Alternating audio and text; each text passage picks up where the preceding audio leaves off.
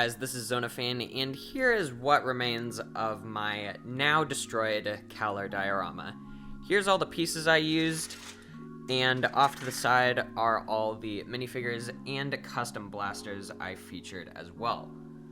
Looking at it now, I bet I used at least 2,000 pieces to build this thing, which is pretty crazy considering its small size, but I'm honestly not surprised given the amount of detail I applied on the terrain. I decided it was time to take this thing apart mainly because there's not much more that I want to do with my Kaller Diorama in terms of content, and right now I have my eyes set on my next big project. Pretty soon there's going to be a full announcement video going over all the details for what that's going to be, and just in general, what you can expect from my channel throughout the rest of this year. So if you don't want to miss out on that, make sure to check that you're subscribed with notifications on. And guys, we're still gunning for 250 subscribers. Right now I need all the help I can get, so I would really appreciate your support. And until my next video, this is Zonafan, signing off.